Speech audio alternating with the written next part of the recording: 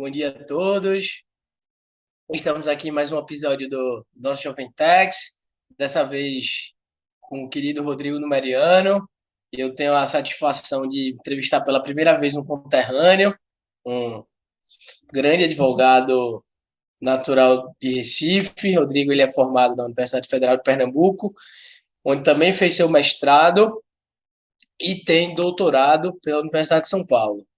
Rodrigo é sócio do professor Heleno Torres, de seu escritório, mas também tem escritório em Recife, com o Lauro de Castro, atua tanto em Recife como em São Paulo, aí divide seu tempo como pode, e a gente fica muito feliz com a aceitação do convite dele, e está muito ansioso para saber um pouco mais sobre sua carreira e sobre essa experiência diferente aí, Recife-São Paulo, que ele tem. Vini, por favor, vamos tocando e se puder fazer a primeira pergunta.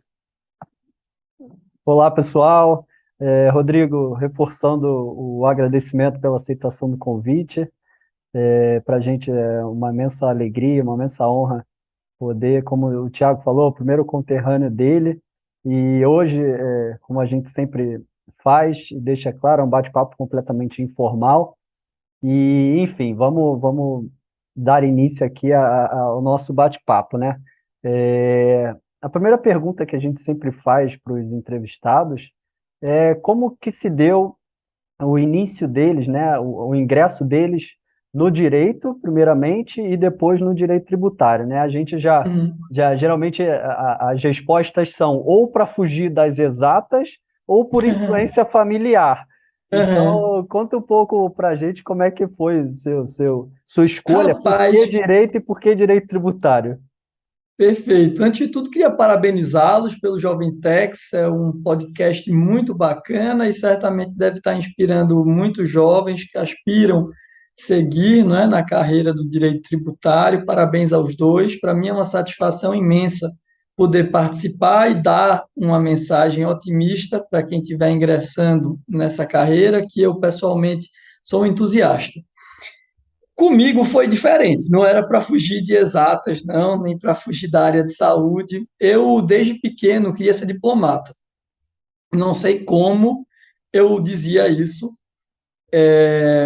mas, enfim, eu dizia, ia ser diplomata e tal, e venho de uma família que sempre me apoiou bastante, então a toda oportunidade que tinha, quando comecei a ficar mais velho, e meus pais, vendo minha autonomia, né, me permitiram viajar muito.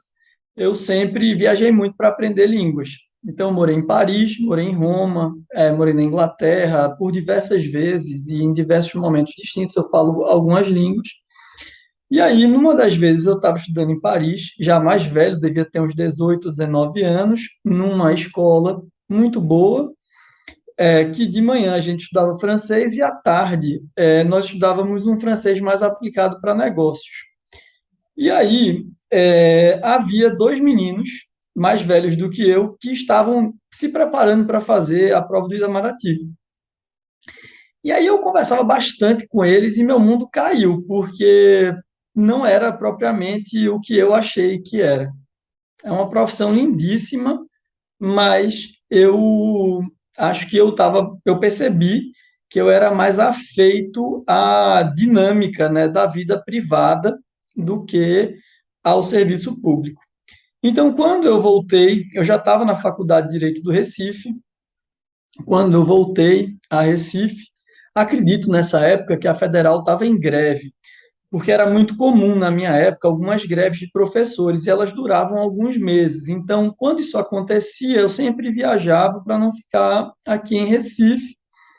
E aí, quando eu retornei, eu disse para minha família, eu disse, olha, acho que eu estou abandonando o sonho de ser diplomata e vou advogar. E aí comecei a distribuir meus currículos.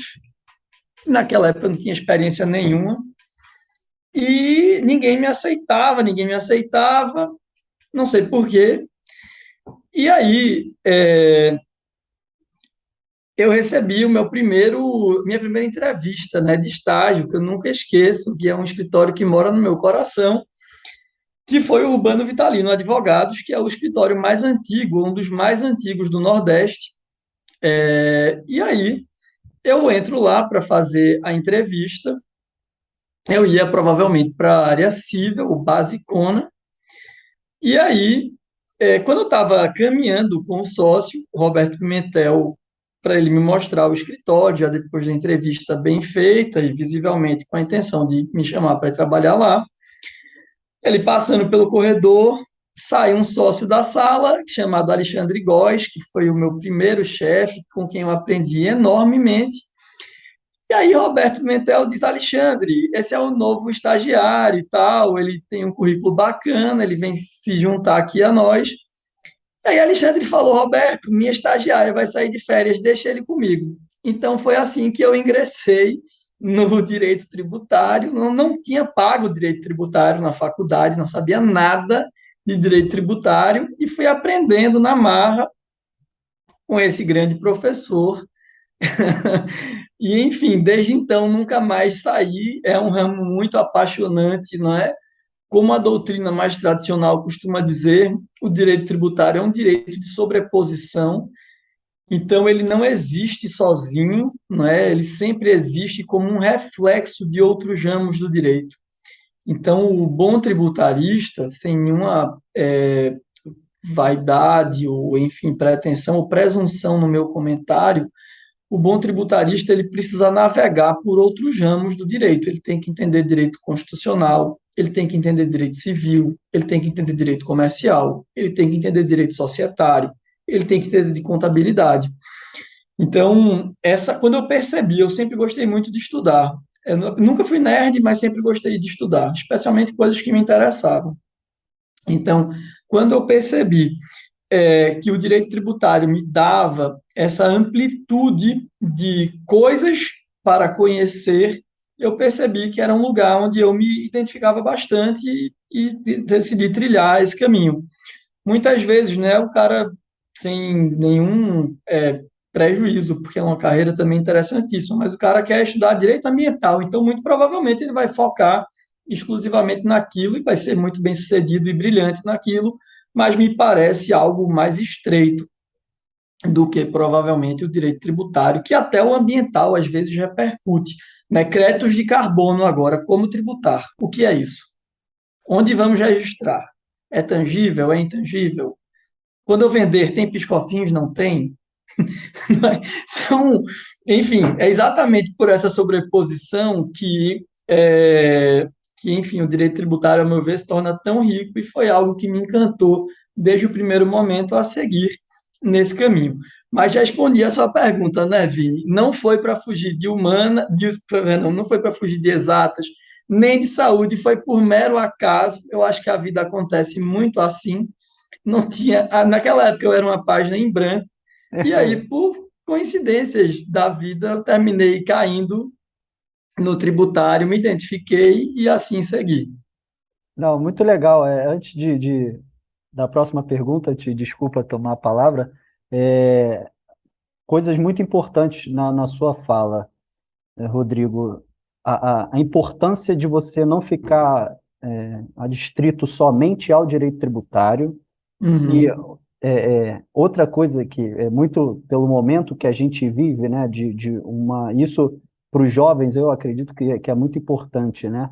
Como você disse, é algo que a doutrina clássica do direito tributário sempre fala, mas pelo menos na minha opinião vem sendo esquecido, né, por essa noção de que o direito é o que o juiz vai dizer e ponto final, que é o uhum, direito tributário ser necessariamente um direito de sobreposição.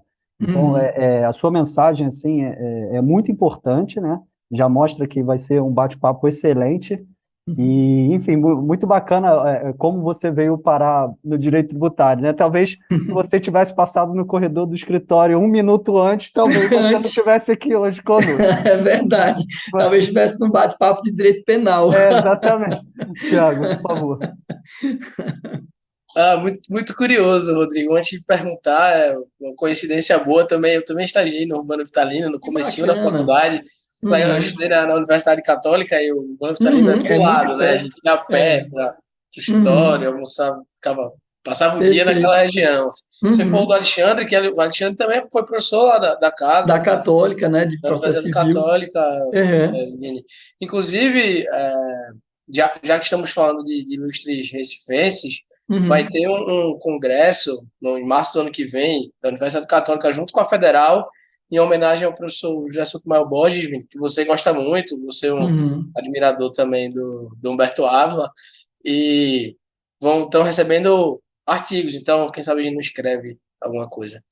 Vale a É, pena. pa- passando aí para a próxima pergunta, e sem enrolar demais, você falou um pouco do porquê do direito tributário, Rodrigo, mas fala um pouco depois aí você se formou, um pouco sobre a sua vida acadêmica.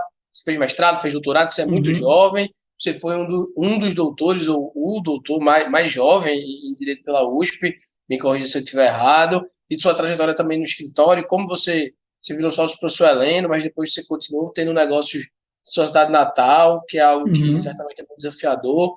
Conta um pouco aí sobre tanto sua vida acadêmica e sua vida Uhum. profissional, porque eu imagino que as coisas terminam se unindo. Perfeito. Então, eu estagiei, eu acredito que por um ano ou um ano e meio, no Urbano Vitalino. Naquela altura, eles ainda eram Siqueira Castro e estavam passando pelo retorno à marca Urbano Vitalino. E aí, enfim, eu percebi que era um momento de talvez buscar outro escritório mais especializado em direito tributário, porque diante desse contexto, eles estavam com outras coisas a administrar. E aí eu migrei para o Caribé Advogados, que é um escritório também bem tradicional. Na época, Sá Monteiro e Caribé Advogados aqui de Recife. O doutor Luiz tinha sido secretário de Finanças do município, procurador, enfim, foi um grande advogado, é um grande advogado, e à época advogava para todas as usinas e etc. E então, eu tive a sorte, porque eu acredito que na vida é muito importante você ter a sorte de encontrar bons mentores, né? Eu posso dizer que tive a sorte de encontrar muitos bons mentores no meio do caminho. Se a gente fizer aquele paralelo com o livro da Jornada do Herói, o herói sempre encontra um mentor, né? Eu tive vários ao longo do tempo. E aí, nessa altura, eu tive dois mentores muito bacanas, além do Dr. Luiz, com quem eu tinha menos contato, porque eu já era mais velho, eu tive a sorte de conviver muito intensamente com Paulo e Luciano Caribé, que eram os outros dois sócios do escritório. E Paulo era muito bom, é muito bom em direito societário, e Luciano fazia o tributário. E eles me deixavam passear entre essas duas áreas. Então, a minha vivência interdisciplinar com o direito começou aí, ainda como estagiário. Paulo também fazia imobiliário, que é uma coisa que todos os escritórios de Recife fazem, dada a nossa economia aqui no estado de Pernambuco, que é muito pujante nesse aspecto, né, de operações imobiliárias. Então, também comecei a ver um pouco de imobiliário. Aqui em Recife há muito escritório de família, então esse ainda é um escritório que tem grandes famílias lá dentro, então grandes questões de patrimônio, inventários, heranças, sucessões passavam por eles e eu tive também a oportunidade de ver isso. E esse foi o escritório onde eu me formei, fui sócio deles por bastante tempo, me apoiaram bastante. Quando eu fiz o mestrado, eu continuei no escritório. Quando eu decidi fazer o doutorado na USP, eu continuei no escritório, mesmo à distância, quando eu decidi morar em São Paulo, porque de início eu só ficava em São Paulo terça, quarta e quinta, que eram os dias que eu assistia a aula e eu voltava toda semana. Ficava aqui segunda e sexta.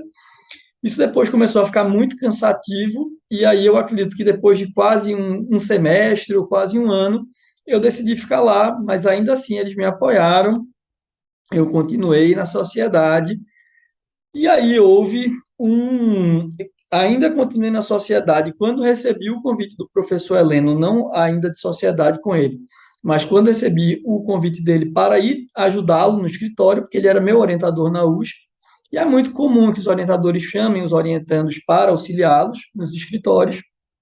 Isso aconteceu com vários amigos meus jovens, na USP, né, de estarem ainda hoje como sócios de seus orientadores, Paulo Coure, do Paulo Aires Barreto, Marta Leão, com Humberto Ávila, entre tantos outros que a gente pode citar, né? Então, ainda assim, continuamos nessa ótima relação. Até que eu tive um turning point muito importante, que foi o seguinte: quando caiu o governo Dilma, eu fui convidado a ser um dos advogados do governo Temer. Isso foi muito importante. O ministro das na verdade, o governo Temer tinha muitos ministros pernambucanos. E aí, o ministro das cidades, Bruno Araújo, queria um advogado privado que fosse de sua confiança para coordenar a área jurídica do ministério. E esse é um cargo muito relevante, porque é o cargo de consultor jurídico dos ministérios. Na hierarquia dos cargos da AGU, ele está na cúpula. Tem o advogado-geral da União, o consultor-geral da União e os consultores jurídicos de ministério. É basicamente assim a hierarquia. Podem ter cargos intermediários, mas são muito poucos. Então, na época, eu era muito jovem e eu topei o desafio. Fui morar em Brasília aos 27 anos. E era muito curioso, porque esse é um cargo tradicionalmente ocupado por advogados públicos. Mas eu sou muito. Eu gosto de identificar oportunidades e lacunas. E eu identifiquei que havia uma lacuna para que esse cargo fosse ocupado por pessoas de fora da carreira. Inclusive, havia uma manifestação no Tribunal de Contas da União já deferindo que esse cargo fosse ocupado por advogados privados por ser um cargo de confiança do ministro. Então, foi feito um procedimento administrativo no gabinete do advogado-geral da União, que à época era o Fábio Medina Osório. Eu apresentei o meu currículo, eu já era doutorando pela USP, e aí tinha um mínimo de experiência profissional que a lei exigia, não me lembro agora quantos anos era, eu supria esse prazo, já tinha uma qualificação acadêmica suficiente também para o cargo, e aí meu nome foi deferido com algum tempo, a Casa Civil da Presidência da República reputou que meu nome também era suficiente, enfim, eu assumi esse cargo. E fiquei em Brasília, eu acredito que 1 ano ou 1 ano e pouco, eu não saí, quando o governo terminou, saí um pouco antes, e eu vou explicar por quê. E foi uma experiência muito enriquecedora, porque eu estive do outro lado do balcão e tive uma sorte imensa, porque o meu substituto, que era o consultor substituto do Ministério, foi o Paulo Roberto Riscado, que havia acabado de ser o Procurador-Geral da Fazenda Nacional. Então, eu convivi intimamente com ele, enfim, e tive muitas oportunidades de ir lá na escola da ESAF, que era a escola, nem sei se ainda existe, mas era a escola de aperfeiçoamento, ensino dos auditores da Fazenda. Eu fui aos eventos da Procuradoria, onde ele palestrava, e ele é um profissional de altíssimo nível, né? Há excelentes quadros dentro da advocacia pública, dentro do serviço público de modo geral, que às vezes a gente não consegue perceber, né? Porque o Estado os encobre, mas, enfim, o Estado brasileiro está repleto de grandes profissionais. Ele é um deles, então pude aprender muito. E aprendi muito a me comportar na esfera pública e aprendi muito a me expor na esfera pública. Imagina, eu era um menino de 27 anos falando no Congresso Nacional, falando no Palácio do Planalto. Isso, para mim, é como se eu tivesse amadurecido, sabe Deus quantos anos, porque há pessoas com 50 anos que não passaram por essas experiências como advogado. Né? Fazer uma sustentação oral na Câmara dos Deputados ou no Palácio do Planalto, né? Numa reunião de trabalho da Presidência da República, é algo muito desafiador. É E eu final de levava Copa com isso, 18 anos, né, Rodrigo? É final de e Copa eu, com 18. e eu fazia isso assim com muito ímpeto, né? Porque como eu era muito novo, eu tinha muito medo de errar, então eu me preparava enormemente.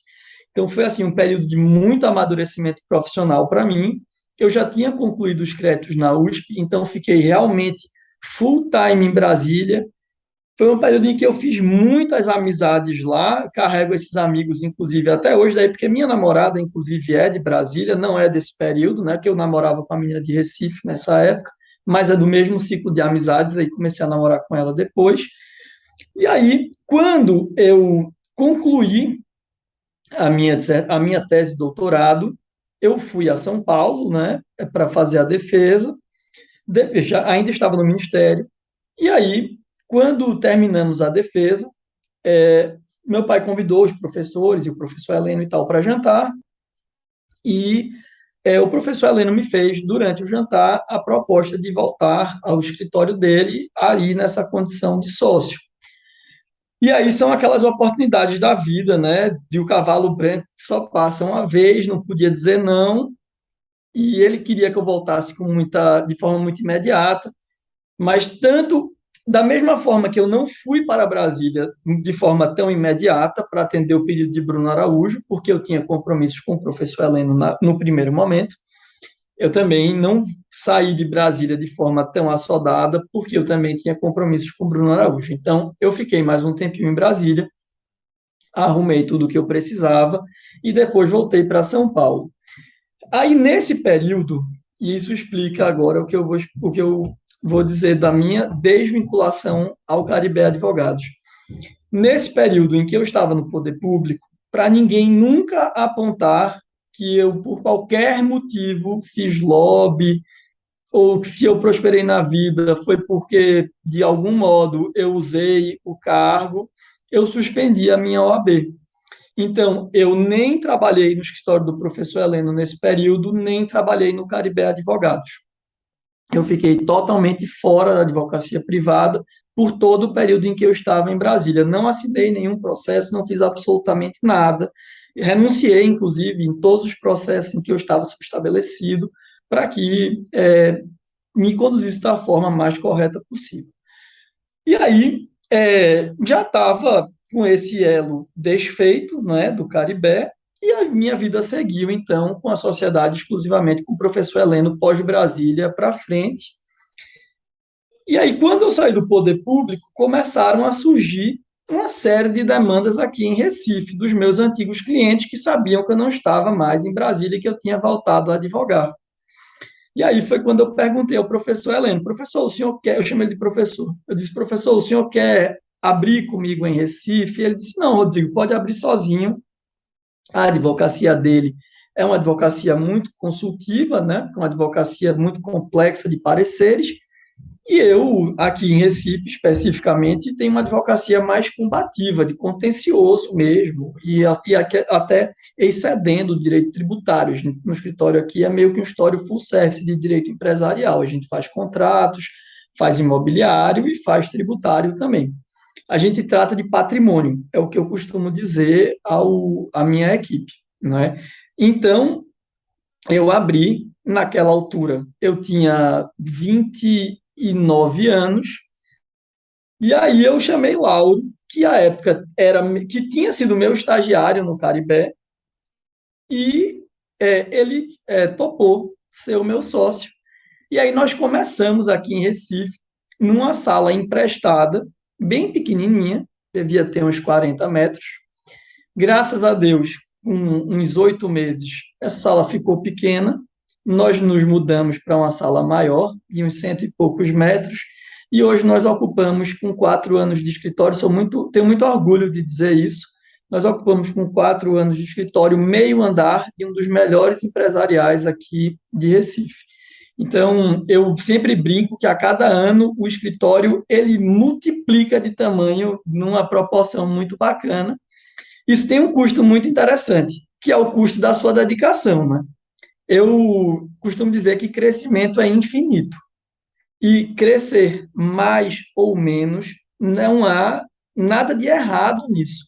É simplesmente uma escolha de vida. É o quanto você está disposto a sacrificar por aquilo.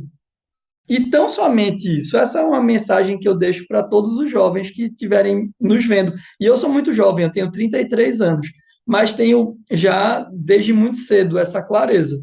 Porque para ter 2 escritórios, uma equipe em São Paulo, uma equipe em Recife, que no total devem ser umas 30, 40 pessoas, somando os 2, sendo responsável para que tudo isso dê certo, dia e noite, é evidente que eu tenho que sacrificar alguma coisa, né? Então, senão todo mundo poderia fazer isso e nem todo mundo está disposto a fazer isso. Mas para todos aqueles que estiverem dispostos a se dedicar, a estudar, a ir para o mercado, eu pessoalmente parto da premissa oposta de algo que sempre me diziam para me desestimular a abrir o escritório naquele momento, de que a advocacia é para quem tem cabelos brancos. Não é, especialmente em dias de hoje.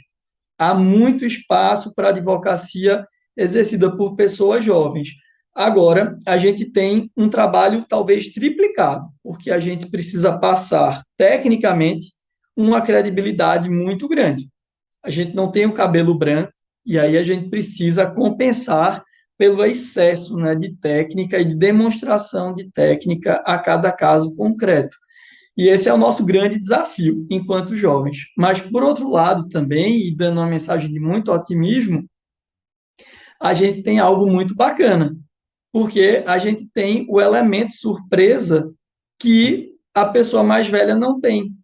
Se eu for conversar com um advogado de 60 anos, que já é reputado muito bom, eu espero que ele seja mesmo muito bom e eu vou provavelmente conversar com ele, vou ficar babando do início ao fim da conversa, dizendo, porra, esse cara realmente é um craque, né? Mas se eu for conversar com um cara de 20 anos, de 30 anos, e ele abrir a boca e me surpreender, esse elemento surpresa é muito importante. E esse elemento surpresa está, para mim, muito associado à juventude, que é o nosso trunfo. Então, quem conseguir aliar esse trunfo da juventude ao ímpeto acadêmico, né, ao ímpeto da força técnica que a gente pode imprimir a cada caso concreto, da nossa ênfase que podemos dar ali no corpo a corpo com o judiciário, enfim, acho que esse profissional tem tudo para ir muito adiante. Legal. Rodrigo, antes na verdade, eu vou fugir um pouquinho só do roteiro aqui, devido à Uhum, sua interessantíssima carreira, que ainda é muito curta, mas já tem fatos muito notórios, né? E a próxima pergunta é a pergunta mais importante aqui do nosso uhum, podcast, que é o que, na opinião do entrevistado, ele acha que um jovem deve ter para se diferenciar? E por que eu vou fugir um pouquinho do roteiro? Assim, porque uhum, se tem alguém muito adequado para responder essa pergunta, nós podemos perceber que é você. E por que uhum. eu digo isso? Obrigado. Porque você com 27, com 27 anos ou menos, né? Você tinha que falar abertamente para muitas das pessoas, não estou querendo entrar em mérito, mas muitas das pessoas mais importantes do país que eram os representantes do povo, né? Então, Uhum, junto a essa pergunta, né, de que o que você acha que um jovem deve ter para se diferenciar, e naturalmente, pela sua resposta anterior, você certamente considera que é a preparação, como você mesmo colocou, mas uhum. assim, o que você tinha algum procedimento que você usava, né? Você mesmo confessou que ficava muito receoso de cometer algum equívoco, né? Então, assim, junto a essa pergunta, que é o nosso Uhum. roteiro aqui, se você puder dar alguma dica para os mais jovens, eu fazia isso aqui, para mim funcionava muito bem. Pode Uhum. ser uma coisa muito básica, você fazer um roteiro, enfim, fique absolutamente à vontade para contar para a gente. Rapaz, eu ainda hoje não faço nada, estou aqui na minha sala de trabalho, vou mostrar com o caderno fechado, porque tem um monte de coisa escrita, mas eu não faço nada sem um roteiro. Isso é, para mim, super determinante. Não começo, inclusive, a escrever nada sem um roteiro, seja a nível acadêmico, seja a nível profissional. Isso é algo, inclusive, que comento aqui com toda a minha equipe. Quando você for se deparar com qualquer coisa, com qualquer problema, para um minuto e antes de começar a escrever, vamos pensar quais são as linhas mestras ou quais são os pontos chaves de enfrentamento daquele problema. Aquela autuação fiscal, ela esbarra em quê? Naquelas garantias A, B, C, D, E, F. Então, a gente vai falar, aí a gente pontua, tópico A, B, C, D, E, F. E aí, depois, a gente vai buscar a jurisprudência de cada um, a fundamentação legal de cada um, onde está no regulamento ICMS de cada um, se for um caso de ICMS, na gestão normativa de cada tema e por aí vai. Porque, do contrário, a pessoa tende a se perder, né? Então, eu acho que essa clareza de raciocínio é muito importante. Então, aí eu sou bem organizado nesse aspecto, né? Acho que um roteiro é determinante. Não faço sustentação oral, por exemplo, sem roteiro. Eu entrego, inclusive, o meu roteiro de sustentação oral que eu estou usando na hora para os julgadores. São bullet points que me norteiam e eu entrego em mãos para que eles, se estiverem prestando atenção, também possam seguir a mesma linha de raciocínio que eu. Acredito que essa é uma coisa boa, né? Parece que o cérebro processa bem quando o raciocínio vem bem organizado. Mas, respondendo, Vini, claramente a sua pergunta, eu acho que já houve no Brasil o tempo em que a advocacia, a ela bastava conhecer alguém, né? Graças a Deus, esse tempo está de mais a mais se desfazendo. E isso, para nós, especialmente mais jovens, é muito bom, porque traz todos os advogados a uma paridade de armas. Não é? A gente litiga de forma mais igualitária, digamos assim, não é? De um perante o outro. Então, neste cenário, o que é que, na minha percepção, qual é a nossa arma enquanto advogados? É conhecimento. Essa é a mensagem que eu sempre deixo. Não há melhor arma hoje do que conhecimento. E essa é a única, né? A arma mais lícita de todas, mais limpa de todas, mais clara de todas, né? O quanto você pode entregar. Também, com o conhecimento, eu acredito que você se torna mais autorresponsável. Então, eu, por exemplo, tendo a recusar várias coisas que me procuram para fazer, que eu, por conhecer já, em alguma medida, o meu objeto de estudo, que é majoritariamente direito tributário, entendo que a chance de êxito é muito baixa. Porque a gente, enquanto advogados, cria, quando somos contratados, uma expectativa perante o nosso cliente imensa, e é muito ruim quando não conseguimos atender isso, né? Então, é preferível, na minha percepção, né, nenhum dinheiro imediato que o cara vai receber no primeiro momento compensa a falta de êxito que ele vai entregar no futuro. Então, ser assertivo é, para mim, uma das chaves para a advocacia, para que você prospere como advogado. E para isso, a meu ver, retoma o ciclo para a base, né? Você precisa conhecer o seu objeto de trabalho, que para a gente depende realmente desse conhecimento técnico aprofundado. E é um conhecimento técnico que precisa ser renovado dia a dia. Porque eu agora não sei se esse dado é atualizado, mas da última vez que eu vi, são editadas 64 normas tributárias novas no Brasil por dia. Então, é impossível que qualquer pessoa conheça ou acompanhe isso daí. E aí, qual é o segredo? Que quem até me falou essa lição foi o professor Heleno, lá atrás, quando a gente começou a nossa interação. Ele disse, Rodrigo, você tem que criar um modelo de pensamento que seja coerente com premissas que você vai defender para o resto da sua vida. Eu sou bem fiel à doutrina dele, né? Foi meu orientador, inclusive. Então, todas as nossas premissas, elas sempre levam à segurança jurídica, a um estado de segurança jurídica. Então, o nosso modelo de pensamento é muito engraçado perceber isso quando a gente escreve. O nosso modelo de pensamento sempre está retomando o tema para uma baliza de segurança jurídica. E aí, com esse modelo bem posto na sua cabeça, à luz do caso concreto, você vai buscar a solução e você vai estudar para encontrar a instrução normativa que disse aquilo, porque do contrário a pessoa enlouquece, que ninguém é um computador, né? Não somos o Watson para ficar absorvendo esse monte de norma tributária nova que a todo dia a gente tem no nosso país. Juntando aqui mais ou menos duas coisas em uma, Uhum, a gente geralmente pede para o entrevistado falar sobre um caso, uma situação, a gente diz caso, mas é uma coisa bem aberta, que foi marcante na carreira dele.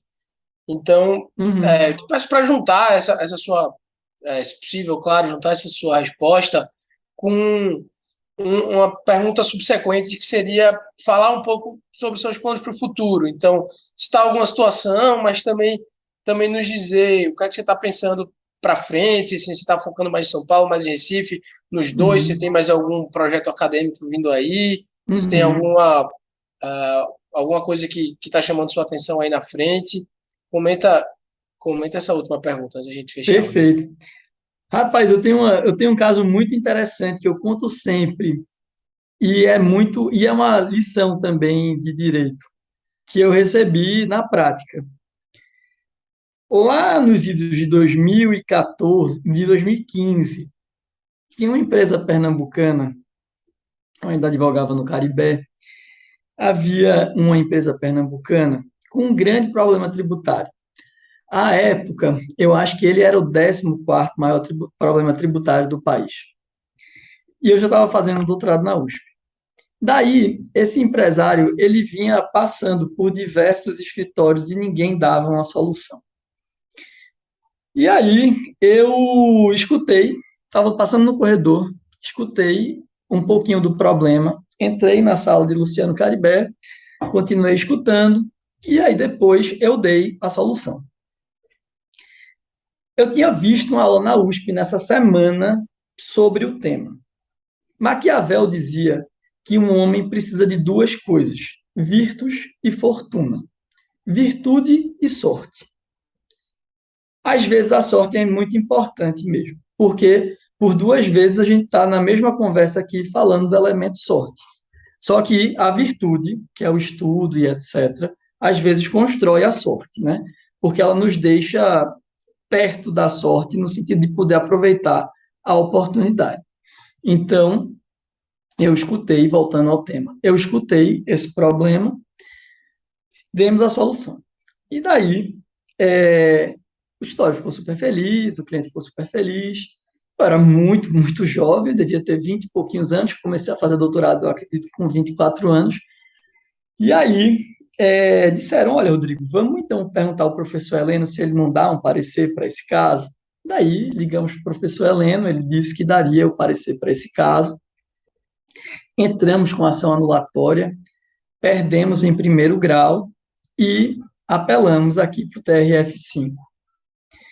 E aí, para o TRF5, pegamos um parecer de Fred Didier também, porque tinha uma questão processual a ser dirimida, e pegamos o primeiro parecer que o ministro Castro Meira deu quando ele saiu do STJ, que tinha tudo a ver com a linha de jurisprudência que ele tinha sustentado durante sua passagem pela corte. E aí, contratou-se um advogado à época para fazer a sustentação oral desse caso. 15 dias antes, né, porque geralmente o caso é pautado com 15 dias de antecedência, quando o caso foi pautado, a gente tinha intensos debates e etc., sobre a estratégia, a distribuição de memoriais, etc. 15 dias antes, quando o caso é pautado, esse advogado diz, olha, eu não vou fazer a sustentação oral. Quem vai fazer a sustentação oral é Rodrigo. E eu nunca tinha feito uma sustentação oral na minha vida. E daí eu pensei, putz, me fudi, né? Mas vamos dar a cara a tapa e vamos fazer isso. Aí eu falei pro cara, disse, olha, eu nunca fiz uma sustentação oral. E ele disse, Rodrigo, não tem problema. Você vai ficar vindo no meu escritório, que ele não é de Recife, mas ele tem história em Recife. Você vai ficar vindo no meu escritório todos os dias até o julgamento. Nós vamos escrever o roteiro da sua sustentação oral a quatro mãos e nós vamos treinar todos os dias até o dia do julgamento. E daí esse cara me treinou e graças a Deus foi uma manhã de quinta-feira no TRF que tinha poucas causas a serem julgadas, e curiosamente eles, era um caso muito relevante, então eles não prenderam o tempo, né? Então eu falei por uns 30 e poucos minutos, a Fazenda, que não é comum, fez sustentação oral também. Eu pedi a palavra pela ordem, fiz mais um tempinho de sustentação oral e eis que nós ganhamos a unanimidade. Ficamos super felizes, o cliente ficou super feliz, eu fiquei muito, muito, muito feliz com a conquista. E aí, um tempo depois, eu encontro o ministro Castro Meira e essa foi a lição que eu vou dizer. Eu encontro o ministro Castro Meira e disse: ministro, a gente ganhou aquele caso em que o senhor deu o parecer. Aí ele, com a maior tranquilidade, diz para mim: eu tinha certeza que vocês iam ganhar, porque um processo é como uma casa. Se os alicerces estiverem muito bem postos, pode vir a tormenta que for e a casa não cai. E vocês estavam muito bem alicerçados. Daí a gente volta mais uma vez ao que eu estou repisando desde o início da nossa conversa: a importância de conhecimento para quem está advogando, né? Os alicerces do que a gente pode fazer juridicamente estão diretamente ligados ao quanto de conhecimento a gente imprime no nosso trabalho. Isso, para mim, foi uma grande lição. Então, isso me deixou ainda com mais estímulo para estudar e etc. E continuei aí depois fazendo sustentações orais e a vida seguiu profissionalmente. Para o futuro, eu gosto muito de dar aula, então eu tenho vários projetos acadêmicos em curso. Nesse ano, eu fiz o concurso aqui para ser o professor de Direito Tributário da Federal de Pernambuco.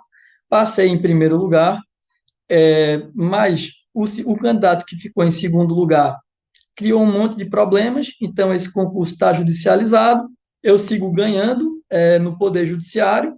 Tenho a esperança de que esse processo se resolva rapidamente, como é comum aqui na Federal de Pernambuco, né? Como é comum em todas as faculdades de direito, em concursos desses cargos, geralmente se judicializa. Eu espero que muito em breve o meu processo se resolva em meu favor e eu possa começar a dar aula na graduação da Faculdade de Direito do Recife, que é uma faculdade que mora no meu coração, né? Eu fui aluno da casa, eu fiz a prova, eu estudei pra caramba, enfim, para prestar essa prova, porque sabia que estaria competindo com pessoas muito mais velhas do que eu e, por consequência, com currículos mais extensos, mas felizmente na prova oral e na prova escrita, minhas notas foram muito, muito, muito maiores e passei por isso. Então, esse é o meu projeto a curto prazo, continuar defendendo com toda a minha ênfase esse processo judicial. Eu não advogo em causa própria, porque eu acho que o advogado que advoga em causa própria tem um tolo como cliente. Então, eu tenho um grande amigo aqui, que é um advogado em Recife, que advoga para mim, mas aí eu fico dando uns pitacos assim nas petições e tal, na estratégia, mas eu preferi terceirizar esse caso. E, enfim, eu sou professor também num curso de especialização na PUC Minas, e entre tantos outros. Então, de mais a mais, eu estou tentando coordenar, né, a advocacia com a vida acadêmica. E ano que vem, eu prometi também a Maria, que é a minha namorada, que eu vou abrir um escritório em Brasília. Então, além de escritório em Recife, em São Paulo, e a vida acadêmica, eu vou abrir esse escritório em Brasília e sabe Deus como eu vou dormir, mas enquanto eu for jovem e tiver à disposição, eu espero tá fazendo todas essas coisas, né? Sem nunca perder a qualidade. Mas queria deixar uma grande mensagem, já me encaminhando aqui para o fim, de otimismo. Eu acho que diziam, né? Ah, o direito tributário acabou, o direito tributário foi bom na década de 90. Acho isso uma bobagem. Sinceramente, o direito tributário brasileiro sempre vai existir, né? O país é extremamente complexo do ponto de vista tributário. As autoridades fazendárias, por quaisquer motivos, elas às vezes cometem arbitrariedades, né? Então, nessa margem de insegurança jurídica, é sempre importante a figura do advogado para retomar o estado do status, né, de constitucionalidade, de legalidade que foi violado naquela situação concreta. Então, eu acredito muito que a gente não vai ter nem tão cedo a nossa profissão desaparecendo. Eu não acho que o Watson vai acabar com a profissão do tributarista. É evidente. Aquele cara que fica ali apurando crédito de PIS e COFINS, já compondo escrita fiscal, isso daí o robô vai fazer, inclusive, muito mais rápido do que nós. Não tenha dúvidas. Mas a gente deveria focar no que o robô não pode fazer, que é o elemento humano da nossa profissão. O robô não vai despachar com o juiz. O robô não vai fazer uma sustentação oral, não é? O robô não cria a tese. Ele pode até aplicar uma tese de julgamento já consolidada num recurso repetitivo, porque isso é norma. Aí ele faz um silogismo lá matemático e aplica a norma ao banquinho de dados que for submetido a ele. Mas a capacidade de criar é nossa, não é que somos humanos. E para isso volto àquilo que a gente discutia antes. A gente precisa conhecer muito o nosso objeto de estudo. Então, com muito otimismo, eu deixo aí a mensagem para que todos estudem bastante, se qualifiquem bastante. Essa é a nossa principal arma como advogados, como operadores do direito de maneira geral, no setor público ou no setor privado, e há um caminho amplo para ser perseguido, enfim, que não tenho dúvidas e seguirá por muitos e muitos anos. Rodrigo, queria te agradecer novamente pelo excelente bate-papo. Acho que, além dessa sua última mensagem de otimismo, que é muito importante, você falou outras coisas que são muito importantes, que os mais jovens certamente vão gostar de escutar. E quanto a essa questão, né, de o futuro da advocacia está longe de acabar, né? O Harari fala, né, que uma das profissões do futuro a filosofia, né, o filósofo, porque quando as concessionárias dos veículos independentes precisarem regular os automóveis para decidir se matam um piloto ou atropelam 4 crianças que estão na lateral da rodovia, é o filósofo que vai ter que ser consultado.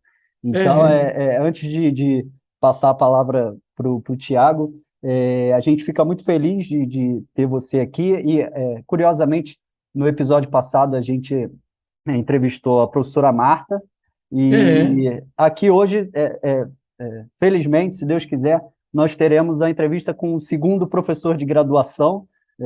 Diversos entrevistados dão aula, né, mas de graduação até onde eu sei, somente a Marta e todos nós aqui e certamente os nossos ouvintes estaremos na torcida para que você seja professor da graduação na Universidade aí de Recife.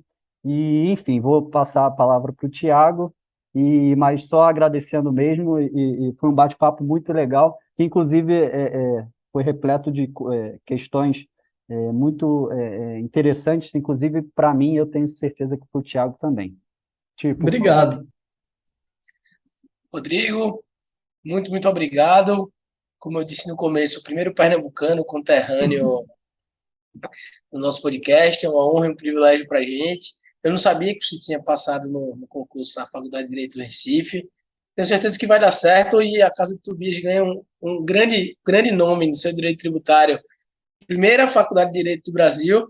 Sim, meus amigos paulistanos às vezes cometem o erro de dizer que é a Universidade de São Paulo. Elas são irmãs. São irmãs, mas como um bom pernambucano bairrista, como nós dizemos em Recife, as duas começaram no mesmo dia, mas a de Recife tinha aula de manhã, a de São Paulo tinha aula à noite. Então a de Recife é a primeira.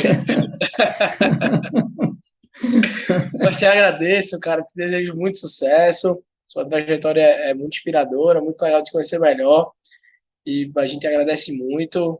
Tenho certeza que foi um episódio muito rico. Pessoal, muito obrigado. Até a próxima.